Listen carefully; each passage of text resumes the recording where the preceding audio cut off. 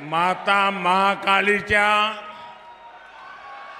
पावन भूमीत शक्तीला नमन करतो.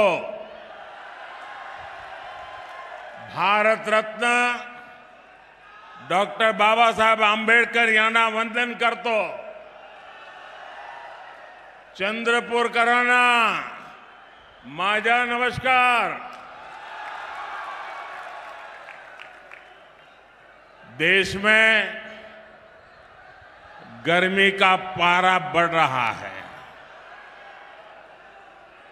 और सियासी पारा भी चढ़ रहा है, लेकिन मैं देख रहा हूं आपके उत्साह में, आपके जोश में और आपके जज्बे में कोई कमी नहीं है. इस बार चंद्रपुर ने भी मन बना लिया है. फिर एक बार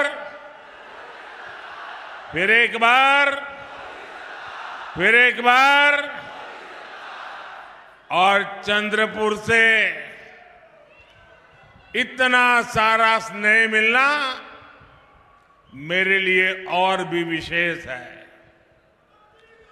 ये चंद्रपुरी है जिसने अयोध्या में भव्य राम मंदिर निर्माण के लिए लकड़ी भेजी. नए भारत की प्रतीक संसद की नई इमारत में भी चंद्रपुर की ही लकड़ी लगी हुई है. चंद्रपुर की ख्याति पूरे देश में पहुंची है. मैं चंद्रपुर के लोगों को बहुत बहुत बधाई देता हूं. कल से नववर्ष और नवरात्रि का पावन पर्व भी शुरू हो रहा है. सभी देशवासियों को इन पर्वों की हार्दिक शुभकामनाएं. समस्त बंधू भगिनींना गुढी पाडव्याच्या आणि नूतन वर्षाच्या हार्दिक शुभेच्छा. साथियों, 2024 लोकसभा चुनाव स्थिरता बनाम अस्थिरता के बीच का चुनाव है. एक और भाजपा एनडीए है जिसका ध्येय है देश के लिए कड़े फैसले लो, बड़े फैसले लो. दूसरी ओर कांग्रेस और इंडी गठबंधन है जिसका मंत्र है जहां भी सत्ता पाओ खूब मलाई खाओ. इंडी गठबंधन ने हमेशा देश को अस्थिरता में झोंका है. एक स्थिर सरकार क्यों और कितनी जरूरी होती है, ये महाराष्ट्र से बेहतर और कौन जानेगा. इंडी अलायंस की केंद्र में जब तक सरकार रही, महाराष्ट्र की लगातार उपेक्षा होती रही. जब ये इंडी अलायंस वाले ढेर सारी साजिशें करके जनादेश लूटकर राज्य की सत्ता में पहुंचे, तो भी इन्होंने सिर्फ और सिर्फ खुद का ही विकास किया, परिवार का ही विकास किया. किसका कितना हिस्सा होगा, कौन सा ठेका किसको मिलेगा, मलाईदार पोस्ट किसके खाते में कितनी आएगी, ये पूरे महाराष्ट्र का भविष्य इन्होंने अपनी इसी हिसाब किताब के भेंट चढ़ा दिया था।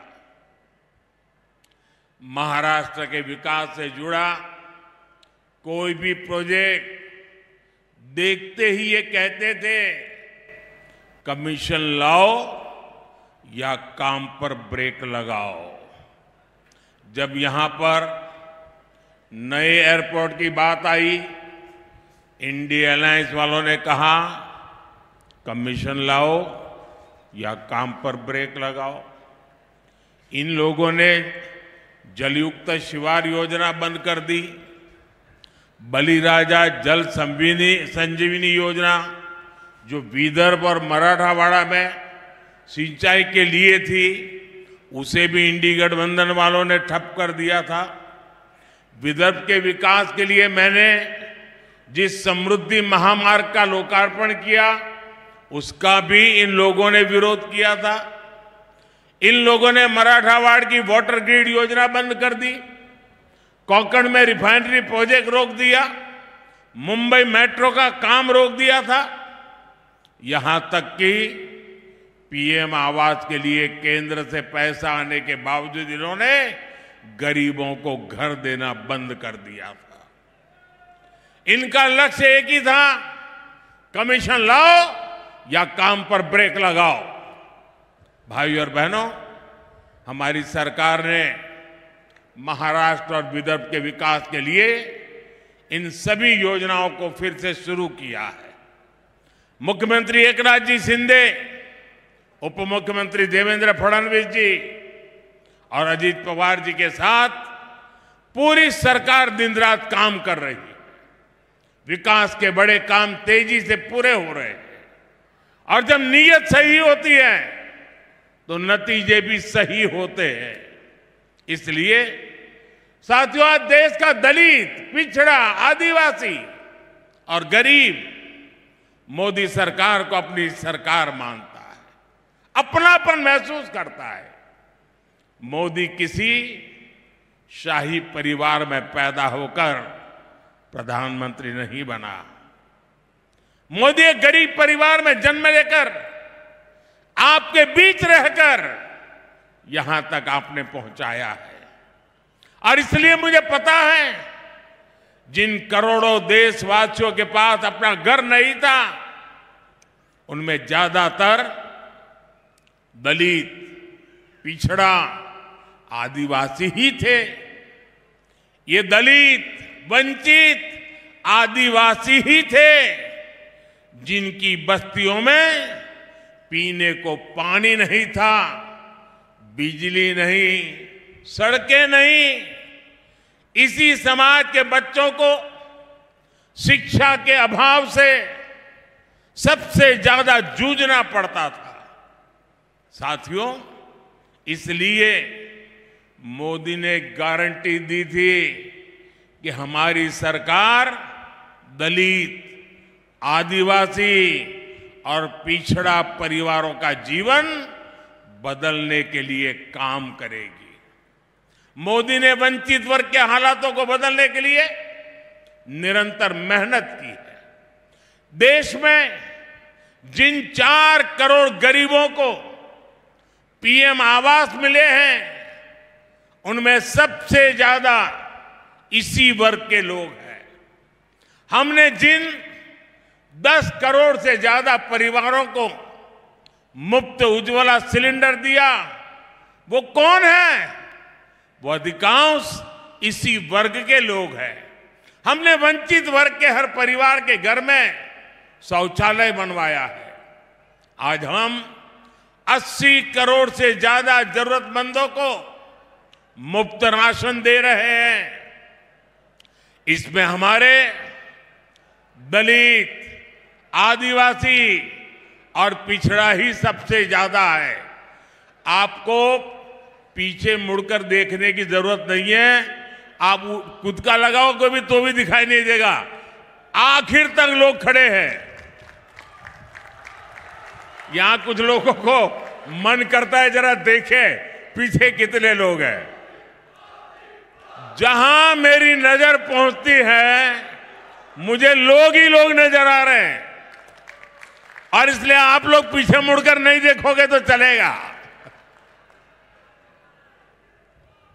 आज 50 करोड़ से ज्यादा गरीबों को 5 लाख रुपए तक का मुफ्त इलाज मिल रहा है। आज जिन 11 करोड़ किसानों के खाते में किसान सम्मान निधि का पैसा जा रहा है, वो छोटे और कमजोर किसान ही है। आज हमारे दलित, वंचित, पिछड़ा और आदिवासी समाज के लोग सिर उठाकर जिंदगी जी रहे हैं। ये सब कुछ हो रहा है तो इसका श्रेय किसको जाता है? इसका श्रेय किसको जाता है? इतनी प्रगति हो रही है, श्रेय किसको जाता है? देश गरीब से गरीब व्यक्ति का भला कर रहा है, इसका श्रेय किसको जाता है? आपका जवाब गलत है। ये मोदी के कारण नहीं, ये सब आपके एक वोट की ताकत ने किया है। आपने मोदी को आशीर्वाद दिया है और इसलिए ये जो पुण्य कार्य है उसके आप भी उतने ही हकदार हैं। साथियों, राजनीतिक पार्टियों का ये दायित्व होता है कि वो जनता की समस्याओं का समाधान करे, लेकिन कांग्रेस पार्टी खुद ही समस्याओं की जननी है। आप आजादी के बाद से गिनना शुरू करिए, देश का विभाजन हुआ, मजहब के नाम पर ये विभाजन किसने करवाया? किसने करवाया? किसने करवाया? देश आजाद होते ही कश्मीर में समस्या खड़ी कर दी गई। कश्मीर में समस्या किसने पैदा की? जरा पूरी ताकत से बताइए, दिल्ली तक आवाज जानी चाहिए। ये कश्मीर को किसने मुसीबत में डाला? हमारे आसपास ही दुनिया के कई देश आजाद हुए, वो हमसे कहीं आगे बढ़ गए, लेकिन हमारा भारत पिछड़ता गया। तब ज्यादातर समय देश में किसकी सरकार थी? देश दशकों तक आतंकवाद का शिकार रहा। आए दिन कहीं भी बम ब्लास्ट हो जाते थे। तुष्टीकरण के लिए आतंकवादियों को संरक्षण कौन देता था? आतंकवादियों को संरक्षण कौन देता था? देश में नक्सलवाद जैसी समस्या इतनी विकराल हो गई। ये लाल आतंक किसकी देन था? किसकी देन था? साथियों, आजादी के 7 दशक बाद तक राम मंदिर का 500 साल पुराना विवाद बना हुआ था।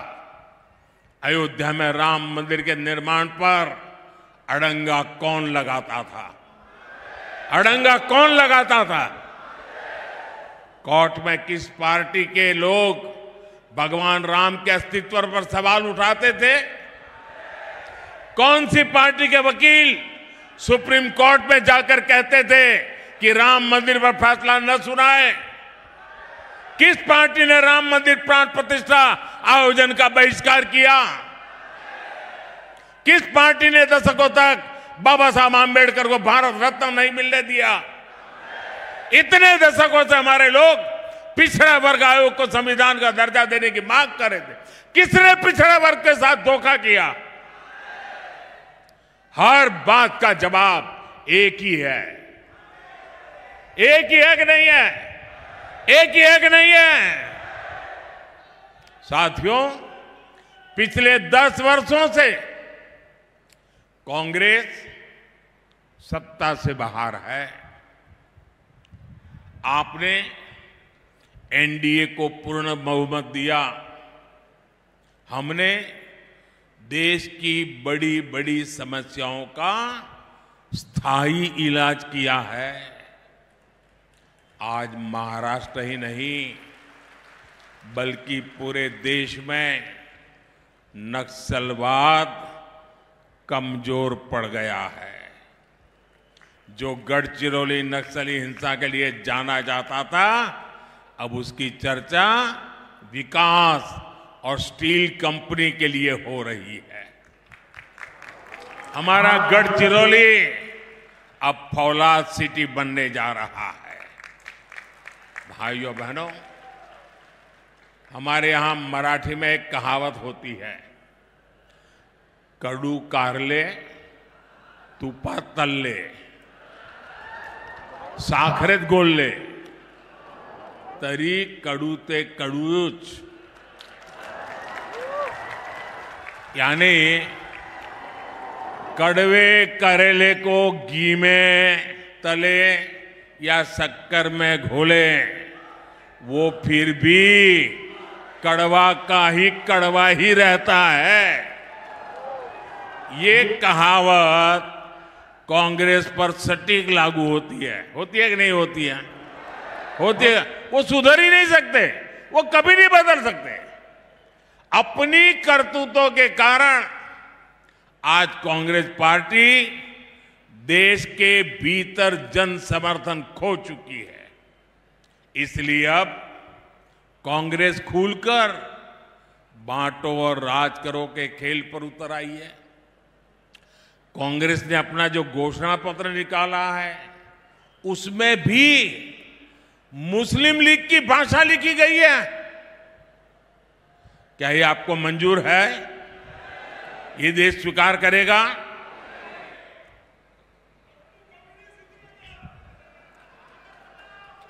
इनके सांसद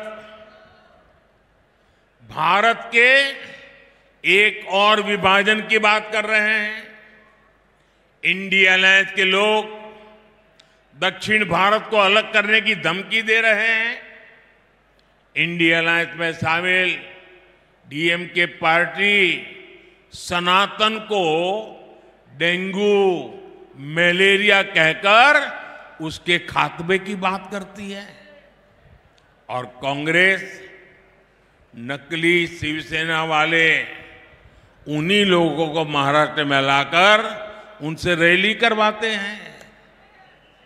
अभी 2-3 दिन पहले ही कांग्रेस के राष्ट्रीय अध्यक्ष ने एक और बयान दिया है।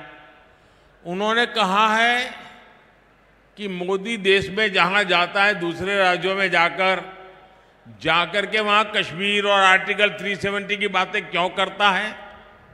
आप मुझे बताइए, क्या ये कांग्रेस की विभाजनकारी सोच है कि नहीं है? कश्मीर हमारा है कि नहीं है? पूरे हिंदुस्तान का है कि नहीं है? हमारा सिरताज है कि नहीं है? क्या कश्मीर के लिए ये भाषा हमें मंजूर है? जब छत्रपति शिवाजी महाराज ने दिल्ली सल्तनत से मोर्चा लिया था, तब उन्होंने क्या ये कहा था कि दिल्ली में जो हो उसे मेरा क्या वास्ता? क्या कभी छत्रपति शिवाजी महाराज ने कहा था? क्या लोकमान्य तिलक कभी सोच सकते थे कि पंजाब में जलियांवाला बाग हत्याकांड हो तो उसे महाराष्ट्र का क्या वास्ता? कभी नहीं सोच सकते। जब कश्मीर आतंक की आग में झुलस रहा था, कश्मीरी पंडितों के घर जलाए जा रहे थे, तब स्वर्गीय बाला साहब ठाकरे खुलकर कांग्रेस के खिलाफ आए थे। तब बाला साहब ठाकरे जी ने नहीं सोचा कि कश्मीर में आग लगी है तो उससे महाराष्ट्र वालों का क्या वास्ता। मुझे खुशी है कि हमारे एकनाथ शिंदे जी और उनकी पार्टी बाला साहब के विचारों को पूरी मजबूती से आगे बढ़ा रही है। साथियों, भाजपा एनडीए ने गढ़चिरौली चिमूरी से अशोक नेते जी को और चंद्रपुर से मेरे पुराने साथी भाई सुधीर जी को अपना उम्मीदवार बनाया है। सुधीर जी ने मंत्री रहते हुए क्षेत्र के लिए लगातार काम किया है। इन उम्मीदवारों को आपका समर्थन मोदी को मजबूत करेगा। मेरा आप सबसे अनुरोध है कि 19 अप्रैल और 26 अप्रैल को भारी संख्या में मतदान करें। और मेरा आपसे आग्रह है, हर पोलिंग बूथ अपने पुराने सारे रिकॉर्ड तोड़ दे। तोड़ेंगे? इस चुनाव में हमें सबसे पहले पोलिंग बूथ जीतना है। जीतेंगे? पोलिंग बूथ में घर घर जाएंगे, लोगों से मतदान के लिए आग्रह करेंगे। गर्मी कितनी ही क्यों न हो, मतदान भारी होगा। सुबह सुबह मतदान कराओगे? अच्छा, मेरा एक और काम करोगे? ये सुधीर जी का काम नहीं है, मोदी का है, करोगे? ये अशोक जी का काम नहीं, मेरा काम है, करोगे? पक्का करोगे? सबके सब जरा हाथ ऊपर करके बताइए, करेंगे? मेरा एक काम करना कि चुनाव तक घर घर जाना और जाकर के कहना कि अपने मोदी जी चंद्रपुर आए थे और मोदी जी ने आपको प्रणाम भेजा है। पहुंचाएंगे मेरा प्रणाम? घर घर मेरा प्रणाम पहुंचाएंगे? एक बार फिर आप सभी का बहुत बहुत आभार।